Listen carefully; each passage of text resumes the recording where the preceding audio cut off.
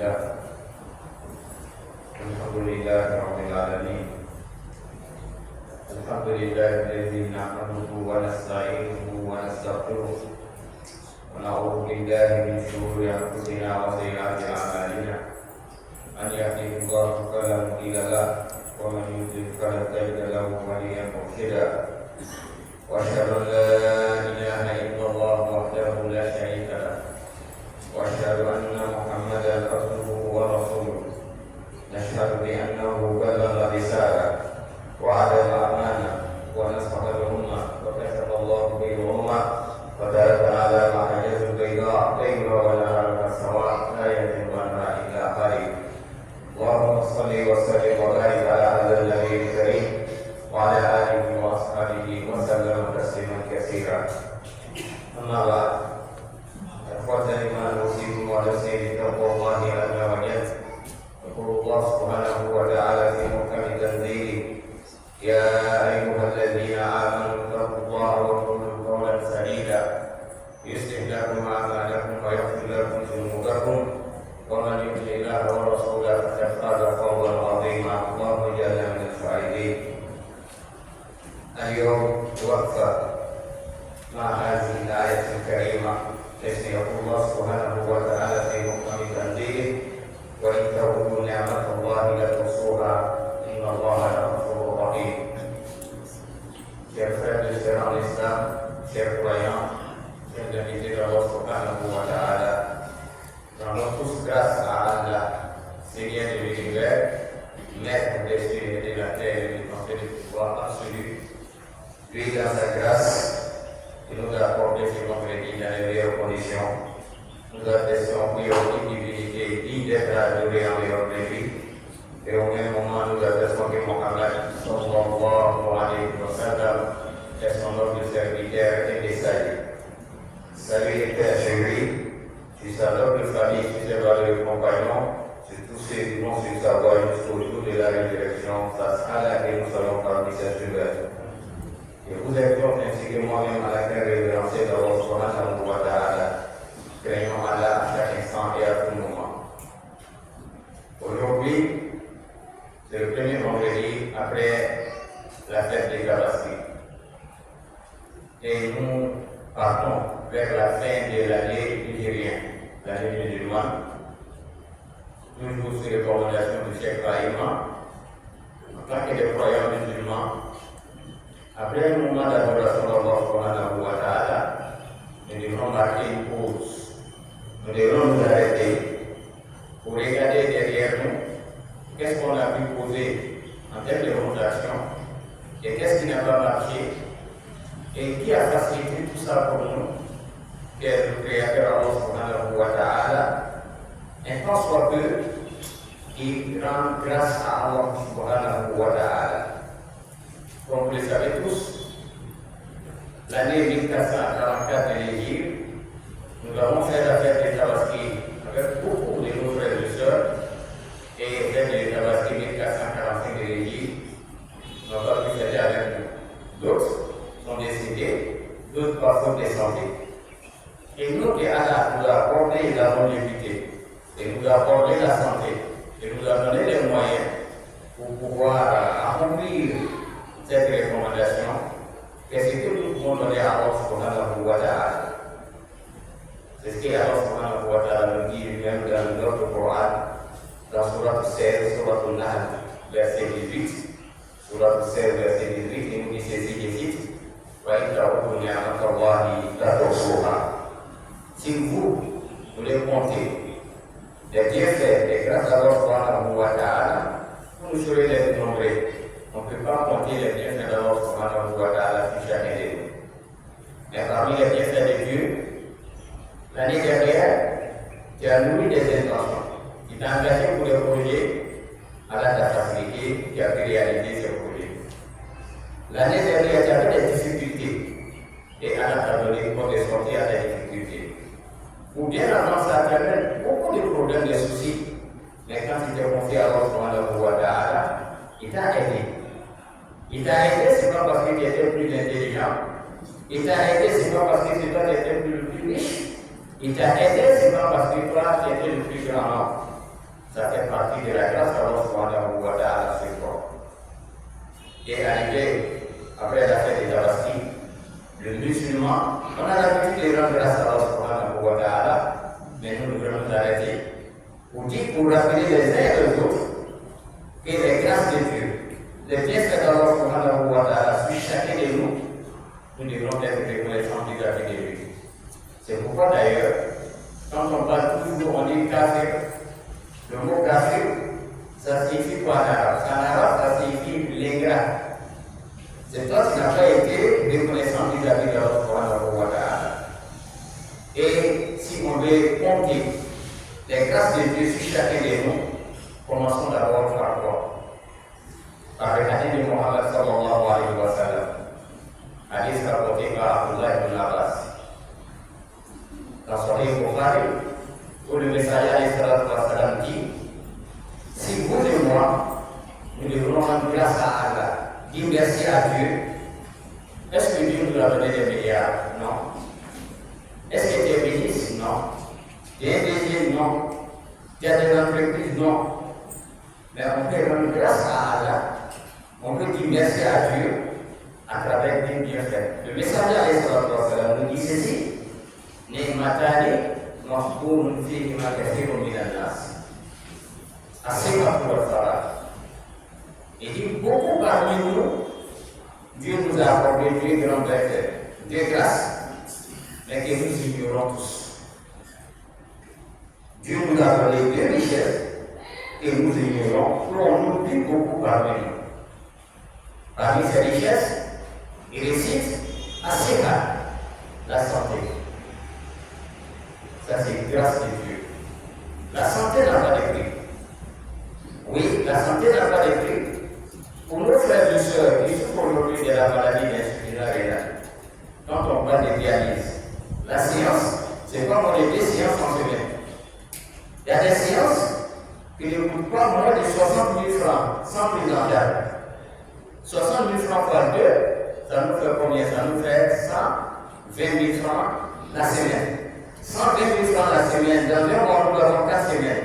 Multiplier 120 000 francs par 4. De vous à moi, est-ce qu'on peut nous occuper de cette charge-là? C'est difficile. Même quand Dieu même sait qu'il a pris en charge, s'est déplacé pour aller faire dialyse, combien d'heures? Ce n'est pas une chose facile.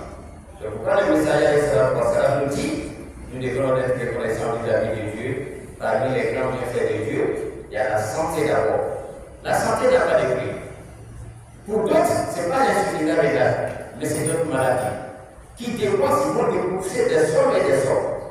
Ils vont se déplacer pour aller à l'étranger. On dit chaque 3 mois, il faut que tu passes pour faire le contrôle. Mais de vous à moi, nous nous sommes réveillés ce matin sans l'aide de quelqu'un. Aller aux toilettes, aller se soulager sans l'aide de quelqu'un. Et il y a des gens aujourd'hui, s'ils veulent aller éliminer se soulager, ça va être des difficultés. Parce qu'ils sont malades. Mais alhamdoulilah, nous ne souffrons pas de ces gens maladies. Donc, des grands bienfaits là-bas, que nous ignorons beaucoup, c'est la santé. Deuxième grand bienfait d'Allah subhanahu wa ta'ala, que nous devons être reconnaissants vis-à-vis de notre Créateur, il y a Salah, c'est notre temps libre. Quand tu as la santé, tu n'es pas libre, tu ne peux pas faire tes occupations, tu ne peux pas aller travailler comme tu peux. Les prisonniers, ils sont en pleine forme, mais ils sont privés de leur liberté. Même si tu dois lui faire des nouveaux, il ne peut pas aller. Soit c'est son avocat qui va aller retirer pour toi, ou c'est quelqu'un de pourquoi il n'est pas en liberté, il n'est pas libre. Mais de vous à moi, nous sommes déjà en bonne santé. Deux, nous avons un temps libre. Le Messager alayhi sallam dit: il ne serait-ce que ce deux grands bienfaits de Dieu que nous devons être reconnaissants vis-à-vis de Dieu. Et quand on parle du temps libre, le temps libre, il y a la paix, il y a la stabilité. Alhamdulillah, Rabbil Alamin. Pour le peuple ivoirien, en Côte d'Ivoire aujourd'hui, nous disons merci à Allah subhanahu wa ta'ala. Quand nous regardons dans notre pays ivoirien, alhamdulillah, nous demandons à Dieu, il vraiment qu'il y a d'autres qui font des sorties avec difficulté. Mais quand on regarde la Côte d'Ivoire, vous vous déplacez de un point A à un point B sans difficulté, alhamdulillah, Rabbil Alamin. Et nous prions Allah. Et cette paix, cette stabilité, vraiment devrait toujours dans notre beau pays. Chers frères et sœurs en islam, pendant la fête des Tabaski, Dieu nous a fait une grâce. On a pu acheter une bête pour immoler à notre nom et ainsi pour nom de tous les membres de la famille. C'est une grâce. Pendant la fête des Tabaski, je me posais pas mal de questions. Est-ce que je peux, est-ce que je peux? Mais Dieu nous a fait cette grâce. Nous avons passé la fête des Tabaski dans les meilleures conditions. L'année 1445 de l'Égypte, que nous avons commencé ensemble, aujourd'hui déjà, nous sommes déjà dans le dernier mois de 1445 de l'Égypte. Dieu nous a fait pas mal de grâces. Quand je dis pas mal de grâces, d'autres voulaient se marier, donc ils se marient. D'autres étaient à la recherche des enfants, ils ont eu des enfants. Et il y a des enfants qui les encadrent des examens à la facilité pour d'autres. Il s'agit de ceux qui ont passé le CP, le DPC, le bac est en cours. Nous pouvons recevoir la Ouattara, car la facilité pour nos enfants et nos frères et sœurs. Écoutez toujours, nous aimerons à la chaque jour que nous donne plus d'avantages dans la vie de ce monde, la longévité, la santé, et qui nous permet de réaliser nos différents projets et de faire mieux pour nous. Mais quant à nous, nous devons être reconnaissants vis-à-vis de Dieu. Mais la reconnaissance vis-à-vis de Allah subhanahu wa ta'ala répond à les critères. Comment être reconnaissant? Comment dire merci à Allah subhanahu wa ta'ala? Premier critère de la reconnaissance d'Allah subhanahu wa ta'ala, il faut admettre, il faut accepter que ce que tu as aujourd'hui, ta santé, ton argent, ton temps libre provient de Dieu. Il faut tout ramener à Allah subhanahu wa ta'ala. Parce que si tu ne ramènes pas à Allah, toi tu vas penser que c'est ton intelligence qui a fait de toi plus riche aujourd'hui. C'est ton intelligence qui a fait que le poste que tu occupes aujourd'hui, que tu as eu ce poste. Oui, ça peut être ton intelligence, ça peut être ton humilité, ton respect pour les autres, mais retiens une chose, tout provient de Dieu. Mais si ça provient d'Allah subhanahu wa ta'ala, qui est le premier pilier de la reconnaissance, tu as pu accepter que c'est Dieu qui t'a donné, et ensuite, la grâce que tu joues aujourd'hui, que tu profites aujourd'hui, qui est le deuxième pilier, il faut mettre ça au profit de Dieu, il faut mettre ça au profit des autres. Au profit des autres, cela signifie quoi? Dieu t'a donné tes deux yeux. Alhamdulillah, tu n'es pas aveugle. Tu marches avec tes deux pieds. Alhamdulillah. Et tu arrives à écrire comme tu veux. Tu penses, tu réfléchis comme tout le monde. Mais quand tu regardes tout ça, est-ce que Dieu nous a donné une facture un jour? Non. Et tu as trop regardé, cher ami, voici ta facture, voilà ta facture, non. Où soit le vent qu'on respire chaque jour, l'oxygène naturel que Dieu nous donne. Est-ce qu'on a déjà payé une facture? Non. La lumière de la journée, quand on met le nombre de ces fois, j'ai dit sur la tonale, sur la poussière verset 18, voyez, quand vous tournez à notre Allah, il a reçoit. Si vous et moi, nous nous assurons aujourd'hui toute la journée, on va écrire les bienfaits de Dieu, et puis on ne peut pas. Vous n'allez pas atteindre à écrire le nombre de bienfaits d'Allah subhanahu wa ta'ala sur chacun de nous. Donc la lumière de la journée, on vous a donné une facture, jamais. Et surtout à la saison pluvieuse, quand on regarde nos parents paysans, précisément au nord, l'agriculture en Côte d'Ivoire, la majorité se repose sur la pluie. Ce n'est pas de l'irrigation. Parce que là, on doit fournir des efforts. Mais si tu parles de demander à nos parents aujourd'hui au nord ou soit au centre, est-ce que vous avez dit merci à Allah subhanahu wa ta'ala? Vous pouvez s'interroger comment dire merci à Allah subhanahu wa ta'ala? Si la saison vraiment prend d'autres formes, comme on parle aujourd'hui des dérèglements climatiques, nos parents vont en subir. Pourquoi? Parce que la pluie ne va pas descendre comme auparavant, et du coup, ceux qui vont cultiver le maïs et le riz vont avoir des difficultés. Mais parmi les bienfaits d'Allah subhanahu wa ta'ala, il nous donne la pluie, sans la facture. Mais la facture ici qu'on va recommander, Inch'Allah, dans les jours à venir, c'est ce qu'on appelle toujours la zakat. La zakat, c'est une forme de reconnaissance vis-à-vis d'Allah subhanahu wa ta'ala. Et chers parents, la reconnaissance du bienfait d'Allah subhanahu wa ta'ala, un serment ne suffit pas, ni des serments, mais que chacun regarde sur soi-même. Chacun regarde sur son corps. Quand il regarde ta composition, comment Dieu t'a formé, il faut dire Alhamdulillah Rabbil Alamin. Et après cela, il y a le deuxième prière du réveil là-dessus. Dieu t'a demandé d'accomplir les 5 prières. Est-ce que c'est beau? C'est pas beau.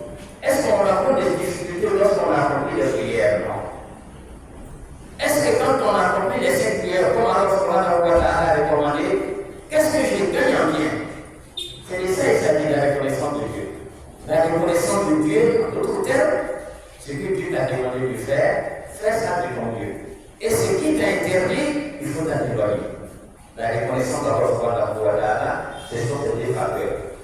Je m'engage. Ce que Dieu m'a recommandé de faire, à faire de mon mieux, et c'est que tout ce que Dieu m'a interdit, je m'en éloigne de même comme approcher. Et je peux recevoir la voix d'Allah qui nous donne la force d'être reconnaissant vis-à-vis de ses bienfaits. Le messager de Salam va nous dire encore, pour d'autres, quand on parle de la santé, et le candidat, lui n'est pas satisfait. Pourquoi? Il veut gagner plus d'argent. Aujourd'hui, alhamdoulilah, il a dit qu'à payer son loyer, il a dit qu'à se déplacer, il mange à sa faim, mais non, ça ne suffit pas. Je vais être multimillionnaire, nous voulons être multimilliardaires, car nous avons tous des milliards, mais des milliards qui vont nous mettre du sur le droit chemin. Ici, le messager va nous donner des moyens, des mécanismes, comment être reconnaissant vis-à-vis de Dieu. Il dit dans les hadiths, si l'un de vous veut avoir son statut auprès de Allah subhanahu wa ta'ala, quelle place occupe, il dit, il ne faut jamais regarder celui qui est au-dessus de toi. Il ne faut jamais regarder celui qui est au-dessus de toi. Je suis plus riche, mais mon collègue est plus riche que moi. Il dit, il ne faut pas regarder ça. Il dit, pour être reconnaissant, il faut regarder celui qui est en dessous de toi. On voit la vie. Qui est en dessous de nous? Il faut regarder ton collègue. Ou soit dans ton lieu de travail, ton collègue. Tu as un salaire plus que ces derniers. Mais ton salaire n'attend pas pour le DG ou pour le directeur ou le ministre. Il dit, sois satisfait de ce que Dieu t'a donné. Tu te dis, tu n'as pas d'argent. Quand tu marches avec les dieux et tu regardes quelqu'un d'autre, il n'a qu'un seul pied. Mais il se bat chaque jour pour gagner sa vie. Toi, il faut dire alhamdoulilah, toi, tu as tes deux yeux, tu te déplaces quand tu veux. Mais tu n'es jamais satisfait. Il dit, regarde celui qui n'a pas les deux yeux, un non-voyant. Dis alhamdoulilah, quand il te dit tu n'as pas d'argent,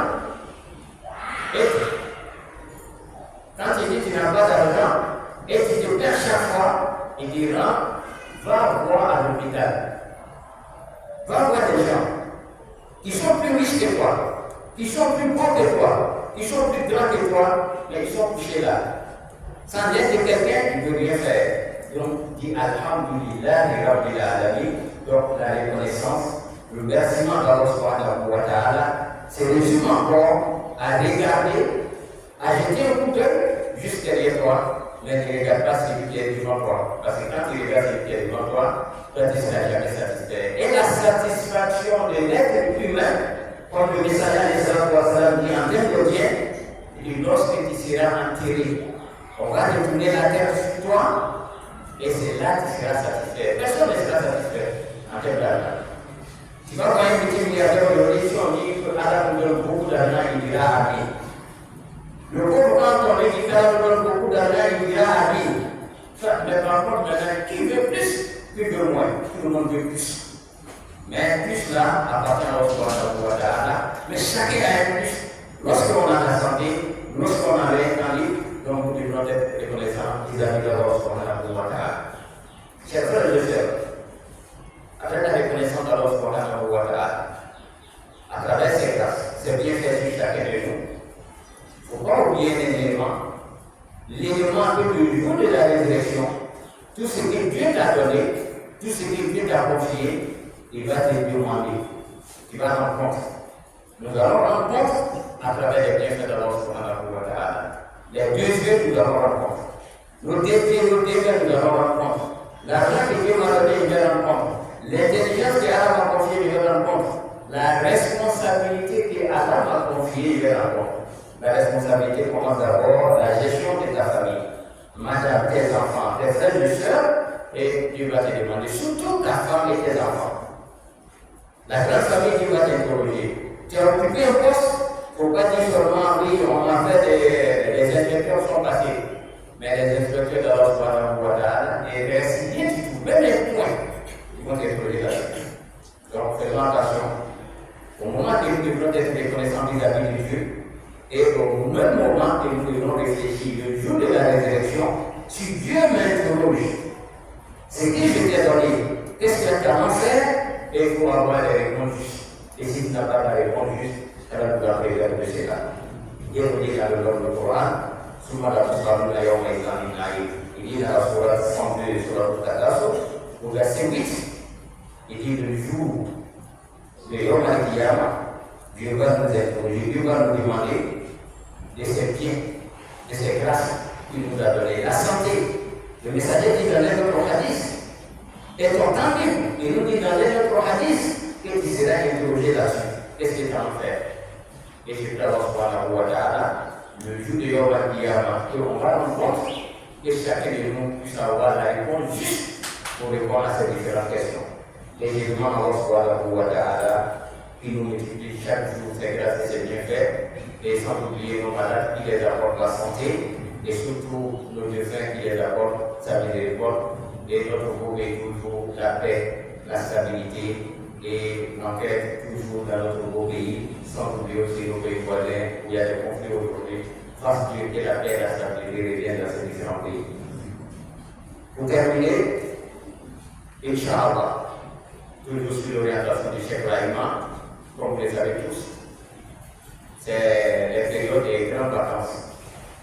Nous sommes en examen, mais Inch'Allah, à partir du 1er juillet, comme chaque année, ici à la mosquée organise pour des vacances pour nos enfants. La mosquée organise pour des vacances pour nos enfants. C'est pour les vacances consiste à faire quoi? Apprendre quoi? Enseigner quoi à nos enfants? C'est de maintenir d'abord le cap, c'est-à-dire ce qu'on a commencé dans les années passées, à savoir montrer Allah à nos enfants, apprendre les sourates, montrer comment prier, comment respecter les parents, et comment respecter les autres, et comment se tenir dans la société.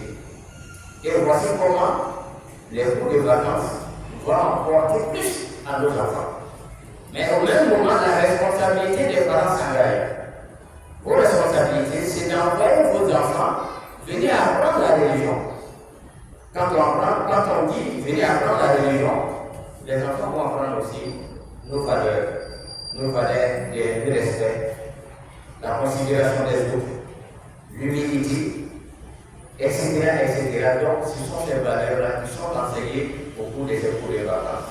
Donc, le chef invite l'ensemble de la communauté, les parents des enfants, pour envoyer vos enfants venir apprendre la religion musulmane, la religion de la solution, la religion des disciplines.